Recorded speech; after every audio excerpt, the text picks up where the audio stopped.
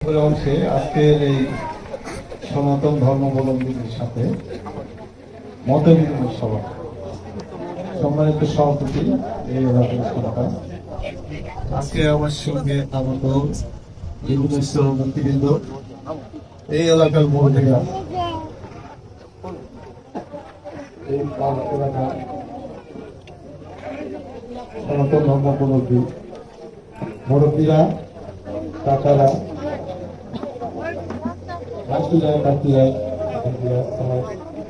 সবাইকে আমার পক্ষ থেকে শুভেচ্ছা জানাই। আসলে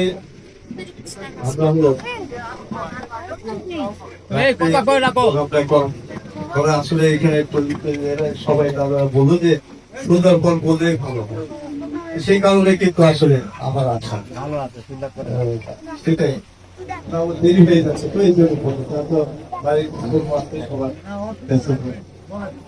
সেই কারণে কিন্তু এই সন্ধ্যা করি আমরা করলাম, বিকেলে করলাম সন্ধ্যা গোষ্ঠী। আজকের এখানে উপস্থিত সবাইকে আমার পক্ষ থেকে শুভেচ্ছা জানাই। আসলে উপস্থিতি সবার এই আমরা যে কারণে এখানে উপস্থিত করেছি, আমরা তো একটা রাজনৈতিক দলের রাজনৈতিক মানুষের উদ্দেশ্যটা কিন্তু মানুষের সেবা করা। আসলে এই ইয়েটা আমাদের সমাজ থেকে অনেকটাই বিলীন হয়ে গেছে, কিন্তু অ্যাকচুয়ালি হলো যারা রাজনীতি করে তারা কিন্তু মানুষের সেবার জন্য, মানুষের কল্যাণের জন্য, মানুষের এলাকার উন্নয়নের জন্য। আমরা কিন্তু এমন একটা দলের রাজনীতি করি, আপনারা সবাই জানেন, আপনারা সবাই গোটা দেশ জানে যে আমরা বিএনপির রাজনীতি করি, এবং সেটি হলো প্রতিষ্ঠাতা শহীদ রাষ্ট্রপতি জিয়া রহমান। আজকের তারিখ প্রতি বেগম খালেদা জিয়া এই দীর্ঘদিন এই দলের নেতৃত্ব দিচ্ছে। এরপরে তারেক রহমান এখন বিএনপির ভারপ্রাপ্ত চেয়ারম্যানের দায়িত্ব পালন করছেন। আমাদের দীর্ঘ আপনাদের 15 বছর আমরা কিন্তু আমাদের যে মৌলিক অধিকার, মৌলিক যে দাবি, সেই দাবিটুকু প্রতিষ্ঠিত করার লক্ষ্যে কিন্তু আমরা 15 বছর আমরা ফাঁসিবাদী সরকারের এগেনস্টে আন্দোলন করেছি। সেটা কি, যে আমার ভোট আমি দেবো, যাকে খুশি তাকে দেব। এই প্রতিপাদনকে সামনে রেখেই কিন্তু আমরা এই দীর্ঘ 15 বছর আওয়ামী দুঃশাসনের বিরুদ্ধে কিন্তু আমরা আন্দোলন করি। সেই আন্দোলনে কিন্তু আজকে আমরা আমাদের আন্দোলনের প্রথম ধাপে আমরা উপনীত হয়েছি। আমরা কি তত্ত্বাবধায়ক সরকারটা আমাদের দাবিটা ছিল যে তত্ত্বাবধায়ক সরকারের অধীনে জাতীয় নির্বাচন, এই নির্বাচন হবে। আমরা হলো সেটি প্রথম ধাপে উপনীত হয়েছি। আমরা তত্ত্বাবধায়ক সরকার আগামী হলো ফেব্রুয়ারিতে আমাদের নির্বাচন, আমাদের জাতীয় নির্বাচন হবে আগামী ফেব্রুয়ারিতে।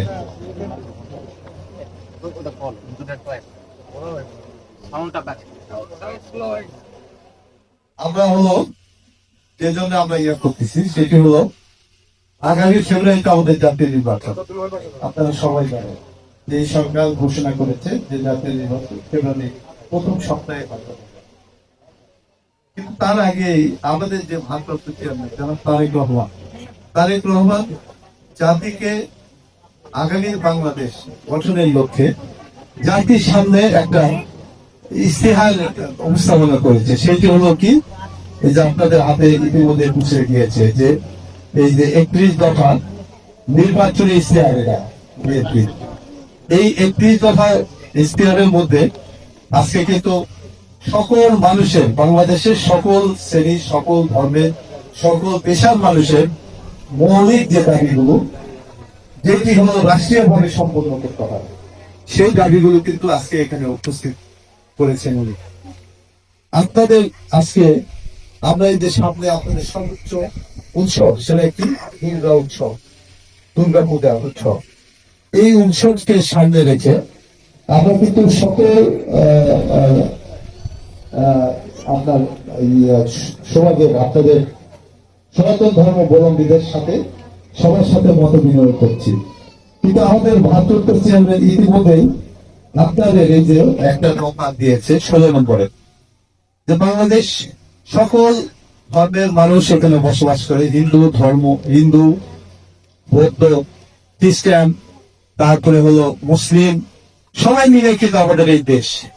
আমাদের দেশ কিন্তু ওই যে আমার পূর্বে আমার একজন বক্তা বলে গেল যে এই দেশ কিন্তু আমরা সবাই মিলেই কিন্তু দেশ স্বাধীন করেছি। এই দেশের, এই স্বাধীন দেশের আমরা সবাই নাগরিক। আজকে এই কারণে আমরা সকল ধর্মাবলম্বী নিয়ে আমরা একসাথে ধর্মীয় সম্প্রীতি, দীর্ঘদিন ধরে বাংলাদেশে এই ধর্মীয় সম্প্রীতি রেখেই কিন্তু আমরা একসাথে বসবাস করতেছি। এই কারণেই আমাদের এই যে বিএনপির ভারপ্রাপ্ত চেয়ারম্যান আপনাদের এই ধর্মাবলম্বীদের, সনাতন ধর্মাবলম্বীদের জন্য একটি কথা লিখছেন এখানে, ধর্মীয় স্বাধীনতা সর্বোচ্চ ও কার্যকর নিশ্চয়তা প্রদান। অর্থাৎ আপনি যে মুসলমান, আমার মুসলমান ধর্মের যে কার্যকলাপ, যে ধর্মীয় উৎসবগুলো, সেটা যেন আমরা স্বাধীনভাবে সর্বতভাবে আমরা যেন সেটা পালন করতে পারি। ঠিক একই জিনিস আপনারা যারা হিন্দু, যারা সনাতন ধর্মাবলম্বী, আপনাদের কিন্তু এই স্বাধীন দেশের একই অধিকার। আপনার এই স্বাধীন, আপনাদের হল সর্বোচ্চ দুর্গা উৎসব, সম্ভবত শুরু হবে। এই দুর্গা উৎসব যেন আপনারা স্বাধীনভাবে সর্বতভাবে সকলকে দিয়ে এই উৎসব যেন আমরা পালন করতে পারি। আমরা এই উৎসব, একটি কথা আপনাদের মনে রাখতে হবে, বাংলাদেশের একটা দীর্ঘদিনের একটা সম্প্রীতি, সেটি হলো আমাদের যার যার ধর্ম, যার যার, কিন্তু উৎসবটা আমরা সবাই মিলে ভাগ করে থাকি। আমাদের দেখেন ঈদের মধ্যে আমরা ঈদের সর্বোচ্চ উৎসব আমরা করি, কিন্তু এই ঈদে কিন্তু হিন্দুগণ, খ্রিস্টানগণ, বৌদ্ধগণ সবাই কিন্তু এই উৎসবে কিন্তু একসাথে থাকে। সেম একই জিনিস আপনাদের যে দুর্গা উৎসব, এই দুর্গা উৎসবে কিন্তু আপনাদের সর্বোচ্চ উৎসব, কিন্তু এই উৎসবের যে আমেজ, উৎসবের যে অংশগ্রহণ আমরা কিন্তু সবাই করে থাকি। ধর্ম আপনাদের উৎসব, কিন্তু এই উৎসবে আমরা সবাই ভাগাভাগি করে থাকি। আজকে এই আপনাদের সর্বোচ্চ উৎসব পালন করবেন আগামীতে।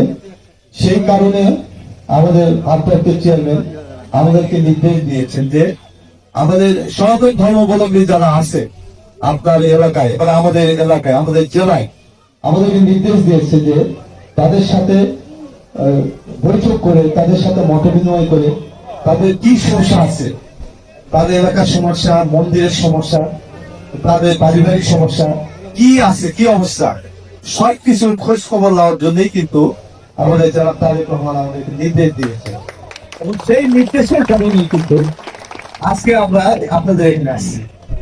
আমরা এই গত সপ্তাহ থেকে শুরু করেছি বিভিন্ন মন্দিরে মত বিনিময় সভা। আজকে আমরা একটু বললাম এই সুলতানপুর সত্যিকালে তোলা শেষ করে আপনাদের এখানে আসছি। আসার কারণটা এইটাই, আজকে আপনাদের নেতৃবৃন্দ যে কথাগুলো বললেন যে এই এলাকার আমাদের একটা সমস্যা, আমাদের সাউনি শেষ নাই, এই সমস্যাগুলো জানার জন্য কিন্তু আমরা মূলত আসছি যে আপনাদের উৎসব যেন আপনারা উৎসব মুখর ভাবেই করবেন, আপনাদের উৎসবে যেন আমরা শরীক হতে পারি, সেই কারণেই কিন্তু আমরা ওখানে উপস্থিত হয়েছি আজকে। দাদারা, মাসিরা আছে, পিসিরা আছে, সবাইকে আমি আপনাদের এই যে দীর্ঘক্ষণ ধরে এখানে উপস্থিত হওয়ার জন্য আমার পক্ষ থেকে শুভেচ্ছা জানাই। এবং আমি আপনাদের এইটুকু করতে চাই, আশ্বস্ত করতে চাই যে আপনাদের এই উৎসব, আমার পূর্ববর্তী বক্তা বলে গেলেন যে আমি গতবার কিন্তু নওগাঁ সদর উপজেলার 137টি পূজা মণ্ডপ ছিল দাদা, বুঝছেন, 137টি, আমি প্রায় 117টি পূজা মণ্ডপে কিন্তু গেছি এই 3 দিনে, মানে সপ্তমী, অষ্টমী, নবমী, এই 3 দিনে। সর্বশেষ আমি বোধহয় সুলতানপুর যে ইয়াতে ছুটিকালী তলায় রাত্রে 1:30টায় আসছি, 1:30টায় রাই। মানে ওই যে 12টা ইউনিয়ন, নওগাঁ সদর উপজেলা 12টা ইউনিয়নের প্রত্যেকটা ইউনিয়নে পূজা মণ্ডপে গেছি। আমি তো বললাম 117টি পূজা মণ্ডপে গেছি, এবং আমার পক্ষ থেকে আর্থিক যে আমার সামর্থ্য যেটা, আমার পক্ষ থেকে আর্থিক সহযোগিতা করেছি প্রত্যেকটা মন্দিরে। আমি আপনাদের এই জন্য বলতেছি যে অবশ্যই আপনাদের যে এই মন্দিরে যে সমস্যা, সেই সমস্যা আমি গুরুত্বপূর্ণ ভাবে আমি এই সমস্যাটা সমাধানের চেষ্টা করব। আমি বলতেছি না যে আমার কোনো ইয়া করবেন, এই আগামী নির্বাচনে ভোট দিবেন, ভোট দিয়ে বিজয়ী করবেন, তারপরে করবেন, এরকম কোনো আশ্বাস আমি যেটা বলি সেটা আমার পক্ষ থেকে যেটুকু সমর্থ সেটাই বলবো। আমি আপনাদেরকে এটুকু বলতে পারি, আমি অবশ্যই আপনাদের ডিসেম্বরের মধ্যে আমি চেষ্টা করব আপনাদের এই শেডটা তৈরি করে দেওয়ার জন্য। প্রিয় উপস্থিতি, আসলে আমি মানুষ নির্বাচনের কারণে বিভিন্ন আশ্বাস দেয়, আমি কিন্তু ওই টাইপের আশ্বাস দিই না। আমার দীর্ঘ রাজনৈতিক জীবন 40 বছর ধরে বিএনপির রাজনীতিতে আছি। আমি কোনোদিন যে কথা বললে চেষ্টা করি সেটা পালন করা। আমি ইতিমধ্যে এর আগেও এই মন্দিরের জন্য আমি চেষ্টা করেছি সহযোগিতা করার জন্য। আমাদের প্রবীর ছিল, দাদা ছিল, বিভিন্ন অনুষ্ঠানে পরিবাসর থেকে আরম্ভ করে তারপরে হলো পূজা উৎসবে আমি আমার পক্ষ থেকে সহযোগিতা করছি। আমি হয়তো আপনাদের সময়কে আসিনি, কিন্তু আমি চেষ্টা করেছি আপনাদের সহযোগিতা করার জন্য, এবং এবারও আপনাদের এই পূজা উৎসবে সহযোগিতা করবো। এবং আমি কথা বলবো আপনাদের ভোটের আগেই করে দেবো। উপস্থিতি আমাদের দিদিরা, মায়েরা, আমরা কৃষিরা, দাদারা, আমি আপনাদের সহযোগিতা চাই, অন্য কিছু না। আপনারা দোয়া করবে আমি যেন সুস্থ থেকে আপনাদের সেবা করতে পারি। আমি যদি সবল থেকে আমি যদি আমি যেন ভালো থাকতে পারি, দোয়া করবে, তাহলে অবশ্যই আপনাদের সকল সময়ে সমস্ত বিপদ আপদে সকল কর্মকাণ্ডে আমি আপনাদের সাথে থেকে কাজ করব।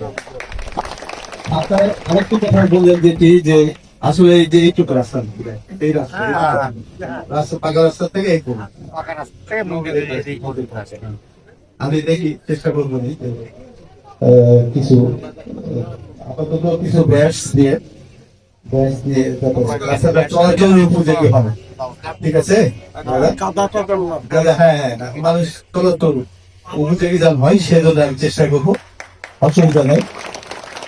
আমি আমাদের দলের ভারপ্রাপ্ত চেয়ারম্যানের নির্দেশিত হয়ে কিন্তু এখানে উপস্থিত হয়েছি।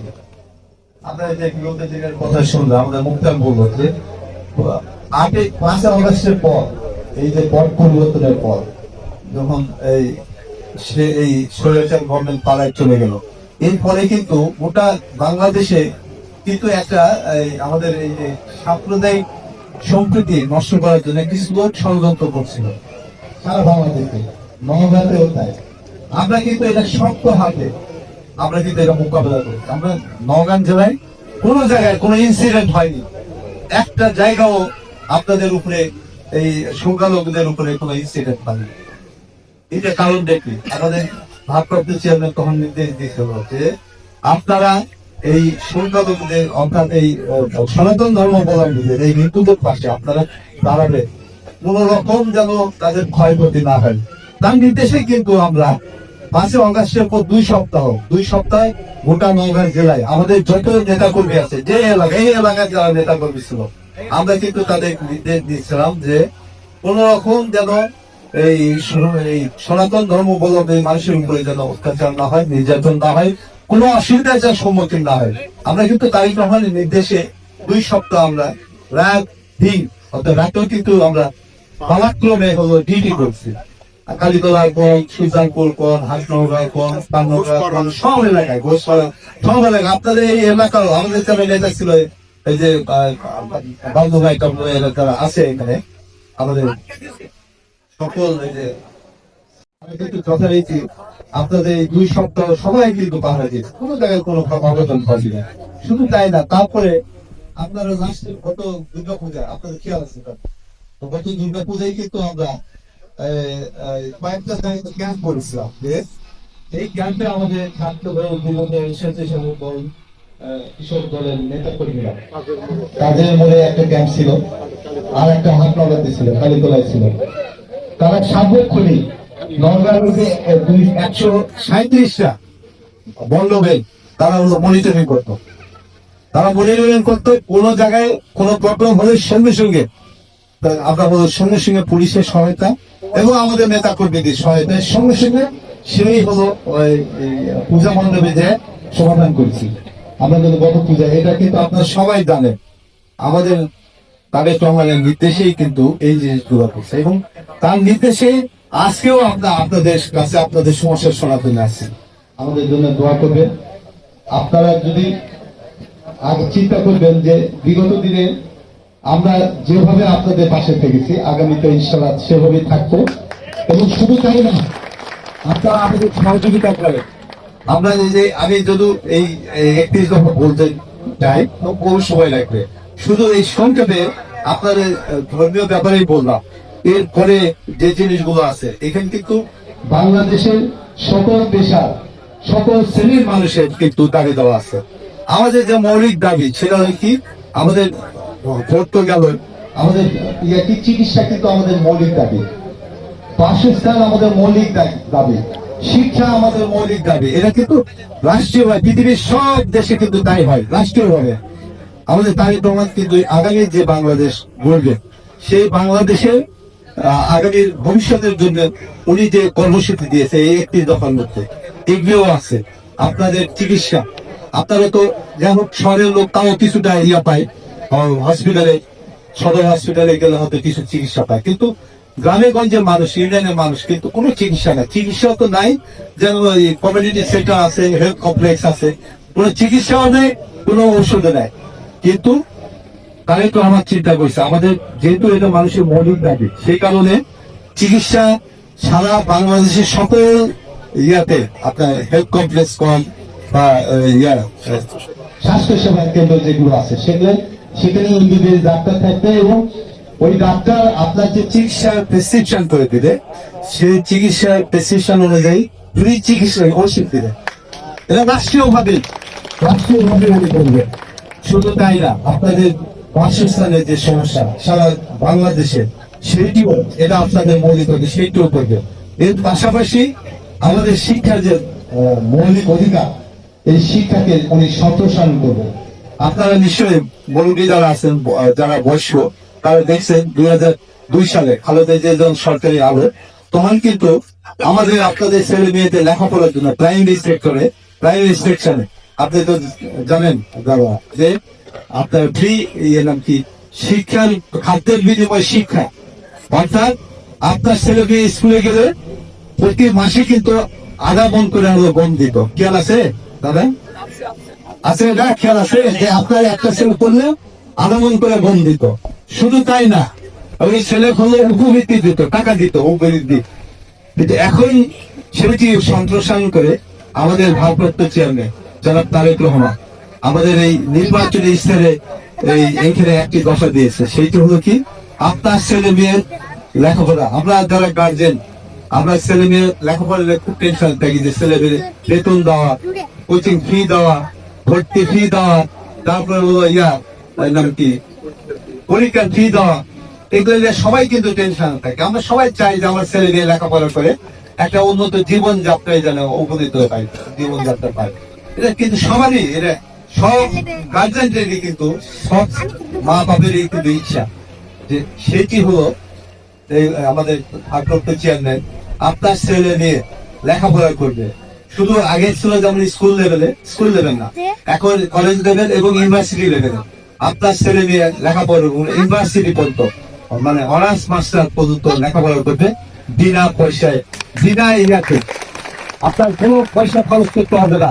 রাষ্ট্রীয় ভাবে জনাব তারেক রহমান সেই ব্যবস্থা করেছেন আপনার ছেলে মেয়ের জন্য, আপনার ছেলে মেয়ে লেখাপড়ার জন্য আপনাদের টেনশন করতে হবে না। রাষ্ট্রীয় ভাবে খরচ দিয়ে লেখাপড়া করবে।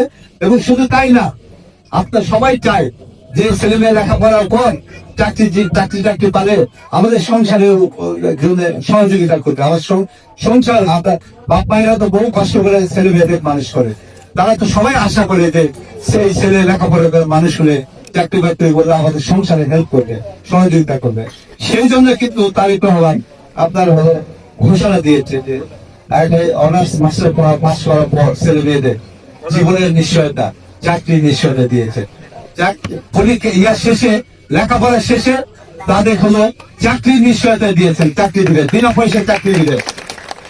একটা কর্মসূচি দিয়েছে জনাব তারেক রহমান সাহেব, 180 দিনে, যে আমরা রাষ্ট্র ক্ষমতায় গেলে 180 দিনে কি কি করবো। সেইখানে একটা এই যে আমাদের যে শিক্ষিত যে ছেলে মেয়েরা, তাদের জন্য যে চাকরি, 1 কোটি চাকরি, 1 কোটি ছেলে মেয়েকে চাকরি দিলে বিনা পয়সায় 180 দিনে। শুধু তাই না, প্রত্যেকটা জিনিসের তো একটা সীমাবদ্ধতা থাকে, রাষ্ট্রেরও সেই সীমাবদ্ধতা থাকে। সেই সীমাবদ্ধতার আলোতে উনি বলছেন, যদি শিক্ষিত ছেলে 1 কোটি ছেলে চাকরি দেওয়ার পর যদি চাকরি না থাকে, যদি চাকরির সংস্থান না হয়, সেক্ষেত্রে উনি করছেন, ঘোষণা দিয়েছেন যে ওই যারা চাকরি পাবে না, যারা চাকরি পাচ্ছে যে বেতন পাবে, যারা চাকরি পাবে না তাদের বেকার ভাতা দিবে, ওই একই বেতন। বুঝতে পারছি?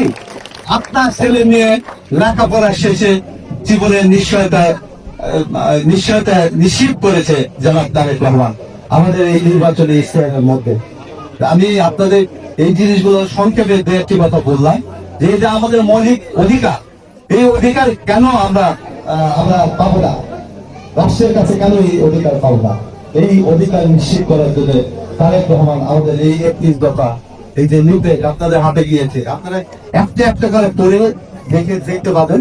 এবং আজকাল সোশ্যাল মিডিয়ার মাধ্যমে আপনারা সবাই জানেন যে প্রত্যেকটা পয়েন্টের উপরে ব্যাখ্যায় আমাদের তারেক রহমান ব্যাখ্যা দিচ্ছে।